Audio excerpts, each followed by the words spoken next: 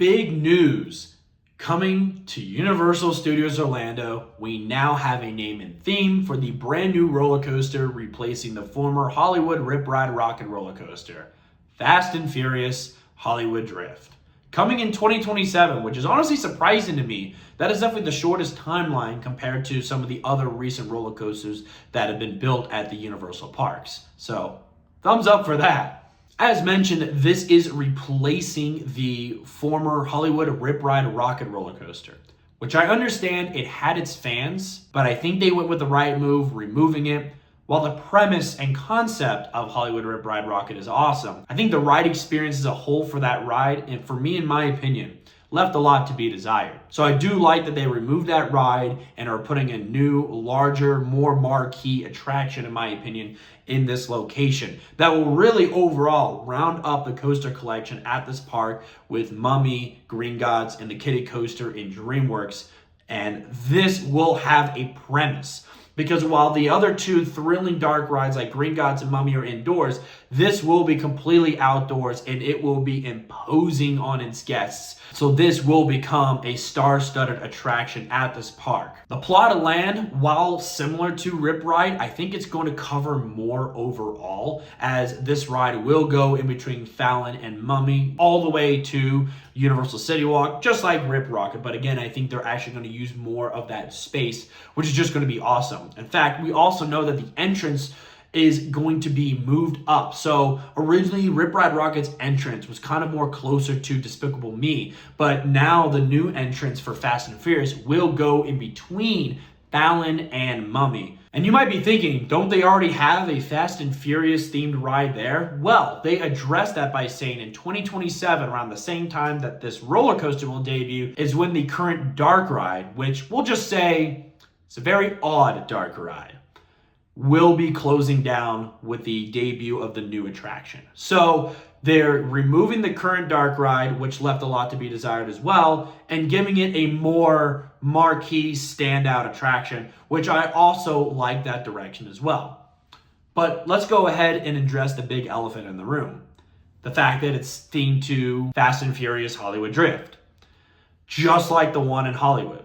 And the Hollywood one makes a lot of sense, but this one, not so much. Now, while I haven't really watched any of the Fast and Furious movies, I did try to do some quick research, and I did see that there wasn't really any main locations in New York for any of the films, and that's where this roller coaster is going to be located, was in New York, which only just continues the mess of themed rides not correlating with their themed lands. This is an issue at this park, and it's one of my biggest criticisms with this park for me, is that while you have outliers like Green Gods and Diagon Alley, the DreamWorks land, along with the little Minion Land section, and even Jimmy Fallon New York themed ride in New York, you then get Men in Black in San Francisco, along with Mummy in New York, and along with some other quirky rides not making sense within the land that is themed.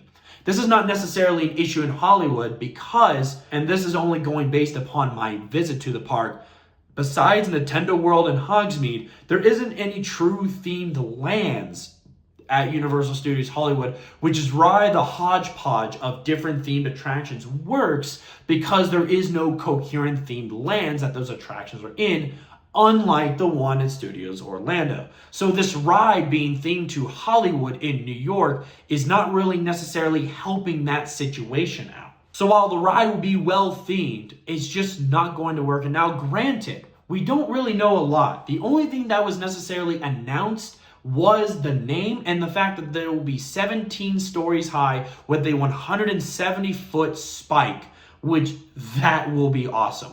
So the ride itself is going to be great.